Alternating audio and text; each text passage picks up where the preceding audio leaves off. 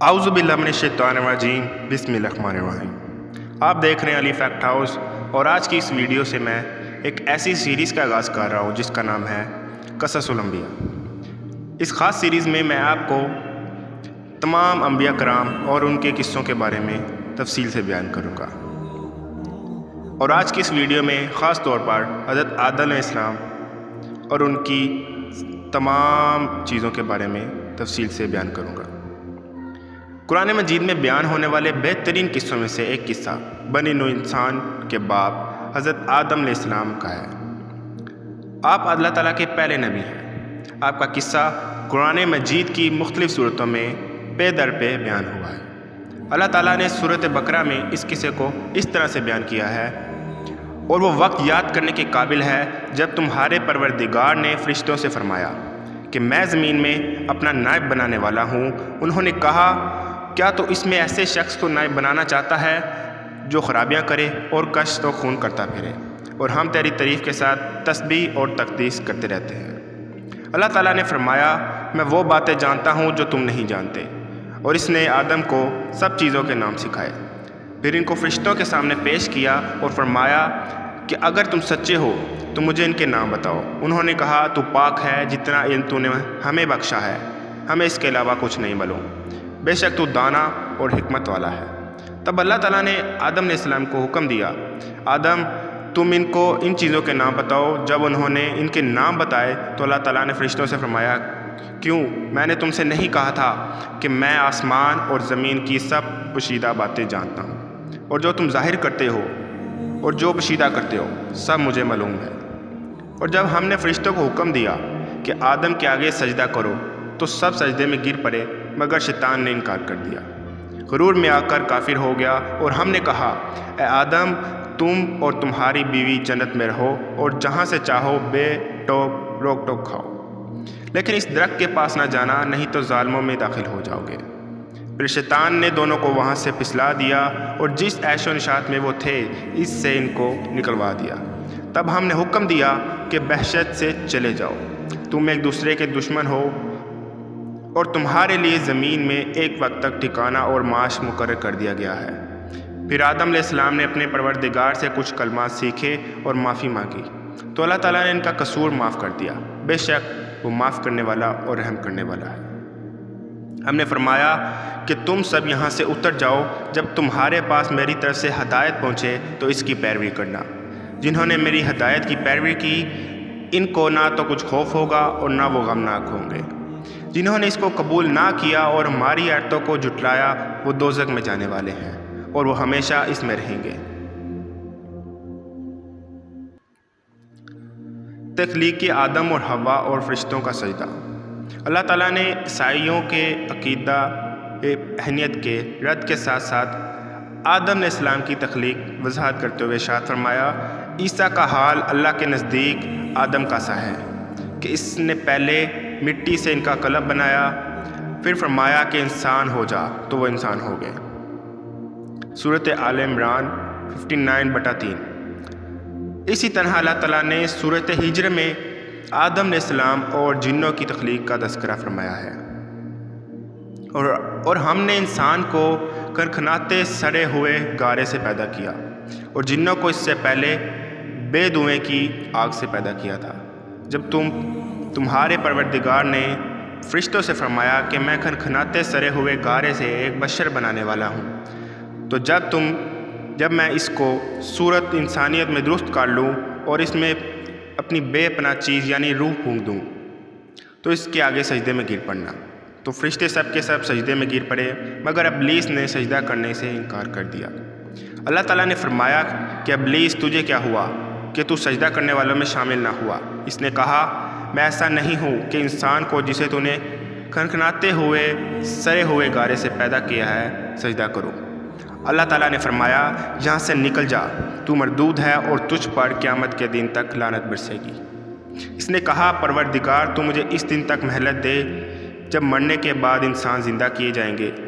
فرمایا، تجھے مہلت دی جاتی ہے، وقت مقرر قیامت کے دن تک۔ اس نے کہا، پروردگار جیسا تو نے مجھے راستے سے الگ کیا ہے، میں بھی زمین میں لوگوں کے لیے گناہوں کو آراستہ کر کے دکھاؤں گا اور سب کو بہکاؤں گا۔ ہاں، ان میں سے جو تیرے مخلص بندے ہوں گے ان پر قابو پانا مشکل ہے۔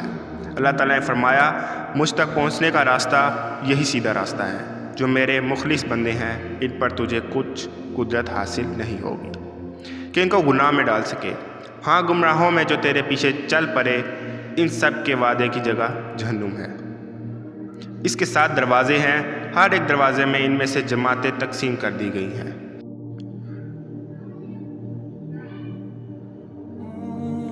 حضرت آدم علیہ السلام کا جنت سے خروج۔ ارشاد باری تعالیٰ ہے، اور ہم نے پہلے آدم سے عہد لیا تھا مگر وہ اسے بھول گئے، اور ہم نے اس میں صبر و ثبات نہ دیکھا۔ اور جب ہم نے فرشتوں سے کہا کہ آدم کے آگے سجدہ کرو تو سب سجدے میں گر پڑے مگر ابلیس نے انکار کیا۔ ہم نے فرمایا کہ آدم یہ تمہارا اور تمہاری بیوی کا دشمن ہے، تو کہیں یہ تم دونوں کو وحشت سے نہ نکلوا دے، پھر تم تکلیف میں پڑ جاؤ۔ یہاں تم کو یہ سائش ہوگی کہ نہ بھوکے رہو گے نہ ننگے، یہ کہ نہ پیاسے رہو گے نہ دھوپ کھاؤ۔ تو شیطان نے ان کے دل میں وسوسہ ڈالا اور کہا کہ آدم، بھلا میں تم کو ایسا درخت بتاؤں جو ہمیشہ کی زندگی کا ثمر دے اور ایسی بادشاہت کے کبھی زائل نہ ہو۔ سو دونوں نے اس درخت کا پھل کھا لیا اور ان پر ان کی شرمگاہیں ظاہر ہو گئی، اور وہ اپنے بدنوں پر وحشت کے پتے چپکانے لگے۔ اور آدم نے اپنے پروردگار کے حکم کے خلاف کیا تو اپنے مطلوب سے بے راہ ہو گئے۔ پھر ان کے پروردگار نے ان کو نوازا تو ان پر مہربانی سے توجہ فرمائی اور سیدھی راہ بتائی۔ فرمایا کہ تم دونوں یہاں سے اکٹھے نیچے اتر جاؤ، تم میں سے بعض کے دشمن ہوں گے، اور پھر اگر میری طرف سے تمہارے پاس ہدایت آئے تو جو شخص میری ہدایت کی پیروی کرے گا وہ نہ گمراہ ہوگا نہ تکلیف میں پڑے گا، اور جو میری نصیحت سے منہ پھیرے گا اس کی زندگی تنگ ہو جائے گی، اور قیامت کو ہم اس سے اندھا کر کے اٹھائیں گے۔ اور وہ کہے گا کہ میرے پروردگار، تو نے مجھے اندھا کر کے کیوں اٹھایا؟ میں تو دیکھتا بالتا تھا۔ اللہ فرمائے گا کہ ایسا ہی چاہیے تھا، تیرے پاس ہماری آیتیں آئیں تو تو نے ان کو بلا دیا، اسی طرح آج تجھے بلا دیا جائے گا۔ اولاد آدم اور قصہ حابیل و قابیل۔ اللہ تعالیٰ نے حضرت آدم اور حوا کو کثیر اولاد عطا فرمائی۔ سورۃ نساء میں اس واقعے کو بیان کرتے ہوئے فرمایا، لوگو اپنے پروردگار سے ڈرو جس نے تم کو ایک جان سے پیدا کیا اور اسی سے اس کا جوڑا بنایا، پھر ان دونوں سے کثرت سے مرد و عورت پیدا کر کے زمین پر پھیلا دیے۔ اور اللہ سے ڈرو جس کے نام کو تم اپنی حاجت برابری کا ذریعہ بناتے ہو، اور قطع رحمی سے بچو، کچھ شک نہیں کہ اللہ تمہیں دیکھ رہا ہے۔ اور جب تمہارے پروردگار نے بنی آدم سے یعنی ان کی پیٹھوں سے ان کی اولاد نکالی تو ان سے خود ان کے مقابلے میں اقرار کرایا، یعنی ان سے پوچھا کیا میں تمہارا پروردگار نہیں ہوں؟ وہ کہنے لگے کیوں نہیں، ہم گواہ ہیں کہ تمہارا پروردگار ہے۔ تاریخ طبرہ میں ہے کہ ان کے ہاں ہر بار ایک لڑکا اور ایک لڑکی پیدا ہوتے تھے، اور انہیں یہ حکم تھا کہ ہر لڑکے کی شادی دوسرے لڑکے کے ساتھ پیدا ہونے والی لڑکی سے کرے، اور دوسرے کی شادی پہلے کے ساتھ پیدا ہونے والی لڑکی سے کرے، یعنی اس لڑکی سے شادی کرنا جائز نہ تھا جو لڑکے کے ساتھ پیدا ہوئی ہو۔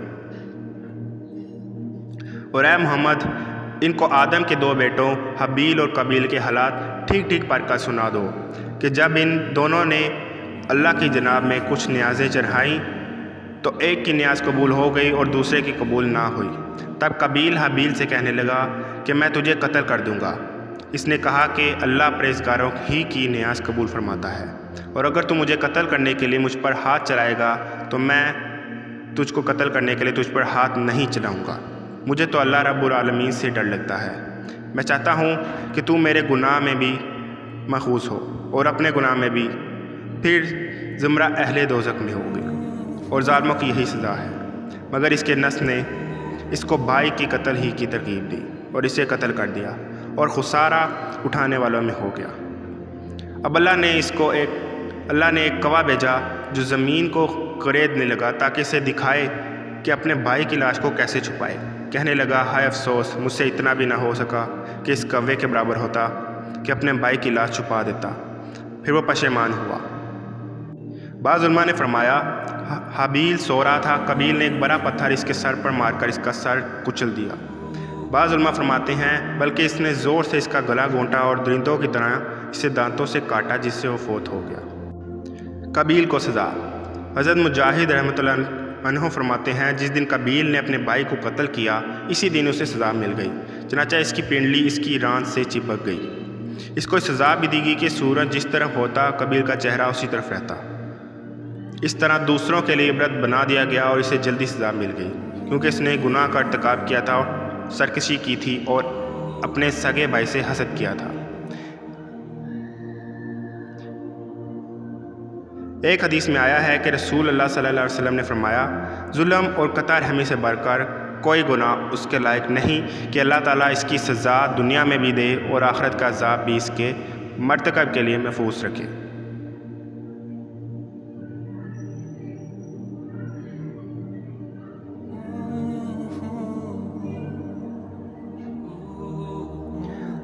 آدم علیہ السلام کی وفات اور بیٹے شیش کو وصیت۔